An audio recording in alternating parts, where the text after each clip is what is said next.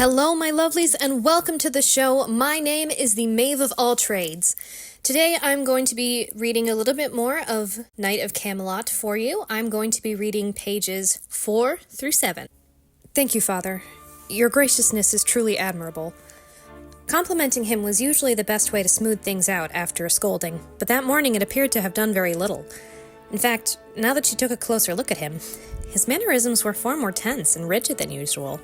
He tended to be a tense and rigid man, but never to this extent. What was more, he was fidgeting. On a normal day, her father sat still as a painting, the picture of perfect discipline and propriety. Her own ability to sit still was a frequent cause of discipline, or at the very least a taught, "You're not a common stable boy, you needn't wriggle so much." But that morning, his fingers wouldn't stop drumming against the lacy red tablecloth, or fiddling with the cuff of his jacket. Most often was taking the ring on his pinky and twisting it around no less than 10 times. His eyes had also gone beady, glancing at either the window or the door every 15 seconds. Normally, Mabon knew better than to call attention to anything her father was doing, consciously or unconsciously. But this was bordering on a concerning level of fidgeting, especially for him. She went back and forth about asking him about this behavior for nearly 5 minutes. Asking would only make him angry, but if he was having trouble with anything, it was her duty as a daughter to support him. And it was also possible that he was doing this on purpose to see if she'd react in a specific way. He frequently came up with ways to test her loyalty and affection for him, so that wouldn't be out of character for him. Finally, after a good long while, Mabon mustered up all her courage, letting out a breath and speaking before she could lose her nerve. "Father, is everything all right?" Her father snorted, taking a sip from his tankard. "Foolish question," he mumbled. Despite herself, she raised an eyebrow. "Yes, everything is fine." Everything in her told her otherwise, but she knew better than to question her father when he was already so agitated, so she simply said nothing, continuing to pick at her porridge. Chapter 2. Once again, Angus instructed. Mabon took a quick moment to collect her arrows and took her place at the shooting line. Angus tugged the lever and turned the crank, setting the mechanisms into motion. With a clank and a few clatters, a wooden wheel began spinning over her head, sending bags of sand with targets painted in the center circling around her like a slow-moving cyclone. "Fire when ready." Mabon took a breath and notched an arrow, locking her eyes on one of the bags. She aimed and fired, sending the arrow flying and hitting the bottom of the bag. It wasn't on target, which in her eyes was a failure, but she knew better than to wallow, especially when training with Angus, who was the epitome of fast-paced and random. "Sudden attack from behind," her instructor shouted. Mabon whirled around, notching an arrow and firing. It missed the bag she'd been aiming for, instead planting itself in the wall. As much as she tried to suppress it, a heady, annoyed "tits of a witch" passed her lips. "Again," Angus tutted, continuing to turn the handle. She huffed and turned around again, notching an arrow and this time aiming for one of the bags on her left. When Angus said nothing, she continued to shoot. Her first arrow hit the bag on her left as she notched and fired a second. This one sailed towards the target at the center of the bag, but her timing was a second off. Rather than hitting the target, it smacked into the lower left corner. Still not a success in her opinion. "Sudden attack, down left," Angus shouted. Mabon whirled around, facing the downward left section of the circle, notching and firing. The arrow sailed through the air, grazing the bottom of the bag and leaving a large hole as it embedded in the wall. The string of swears that left Mabon's mouth would have caused a nun to faint. At the very least, it would have earned her 6 lashes across the back. As soon as she was done, Angus whistled. "Could have sworn I saw steam coming from your ears," the guard joked. "Har har," Mabon deadpanned as Angus stopped turning the crank, and the ring above her stopped moving. The sandbags halted, slowly swaying back and forth, sand scattering from the bags that had been shot as they stilled. "Please don't tell my father about this," she begged as her brain caught up with her. Lord knew that her father would be furious if he heard that not only had she provided such a lackluster performance in her training, but also that she was swearing rather than staying silent during her training like a proper noble lady. "Your secret is safe with me," Angus promised with a wink. Mabon let out a sigh of relief. Angus was one of the few in her father's employ that was upfront enough to tell her that he intended to tell her father about her shortcomings if he felt the need to.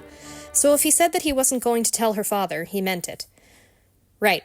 She gave him a nod, doing her best to downplay just how relieved she was. "Start again, then? Let's take a break. We've been at this for a good few hours." Mabon shrugged, shouldering her quiver and bow and setting them back on the proper racks. "Angus, how long have you known my father?" she blurted without thinking. Angus blinked twice before chuckling. Where's this coming from? Mabon flushed. Angus had been putting a sword in her hand since she was old enough to hold one, taught her how to fire an arrow before she could even say the word. Hell, he'd been the one to show her the forest around the family estate the first time she could remember even going outside. The fact that she was asking about his relationship with her father now, when she was well into her womanhood, would have come as a surprise. Well, he was acting odd at breakfast this morning, she replied. Angus picked up his flask of water and unscrewed the cap. Odd how? He asked, taking a sip. Well, he was fidgeting, which he never does, and he was looking every which way like he was expecting an attack. And you were hoping I'd be able to grant some insight? Angus raised an eyebrow. If you have any, Mabon replied. She knew her father was a private and guarded man, but she'd never seen him act so paranoid before. Angus pursed his lips, going quiet for a long time before responding. Your father hired me shortly after you were born, but he solely hired me as a personal guard. He didn't think to have me teach you about defense and weaponry until you were about 2 or 3. It made sense that he would hire a personal guard. Mabon knew the story well. How her father and mother were the last of the noble Delark name, and that her mother became very ill shortly before Mabon was born. Poison had been suspected, and she only had the strength to give birth to Mabon before passing away.